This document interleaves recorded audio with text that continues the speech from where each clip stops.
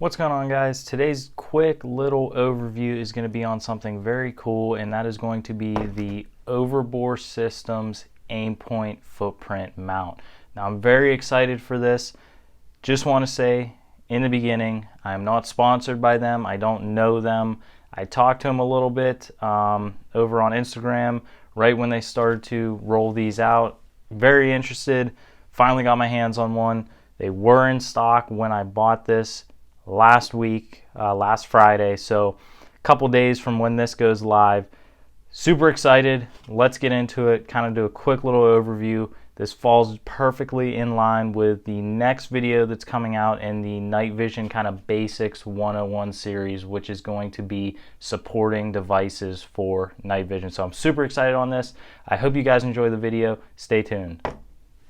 Alright, so jumping right in, when you order this from them, you're going to receive the mount, a sticker, and then some mounting screws for the optic with the necessary tool for this. So I was under the impression that this mount was going to come with hex screws for the actual mounting portion of it, and then star screws for the actual mounting of the optic, but I was mistaken. You do get star bits for the actual mount itself, very similar to the Unity riser. If you guys saw my video on that, I will leave a card in the corner. So same kind of concept here, just a normal clamp. It's not going to be like your scalar works with the ratcheting wheel and whatnot.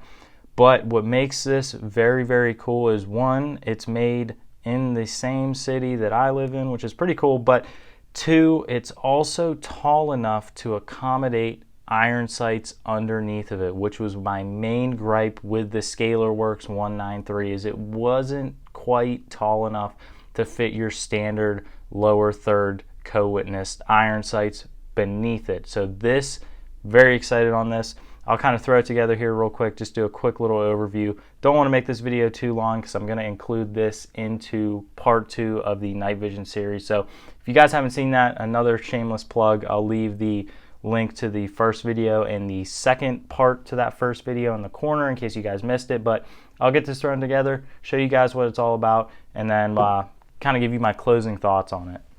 All right, quick little PSA before I get this all threaded together. If you are switching mounts on something like an Aimpoint, before you remount it, just make sure there's no dirt or debris that's built up underneath here that might cause tolerance issues or mounting issues and lead to something like a zero issue. So keep up on your stuff, clean your stuff. I'm watching you.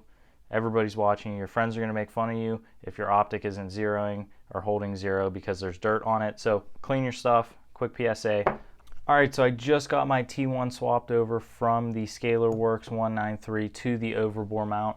I will say the included screws that came with my mount were just a tad too long. When I had them tightened down to a couple inch-pounds, that the optic was kind of bouncing off of the mount and stuff, and it was loose. So I just swapped the screws I got with my ScalarWorks over into this, and it works beautifully with my Aimpoint. I'm not sure if those longer screws are for a different optic, like a T2 or like a Hollow Sun T1 replica or whatever you want to call it. So just swap the screws over real quick, not a problem.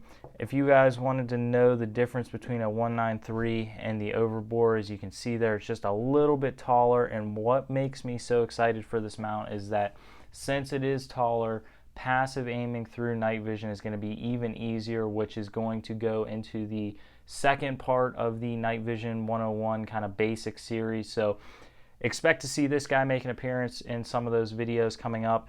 Super excited. Like I said, you can passive aim or aim underneath the actual riser itself with your kind of standard iron sights, which is partially why I bought it, because you could not do that, like I said, with the ScalarWorks.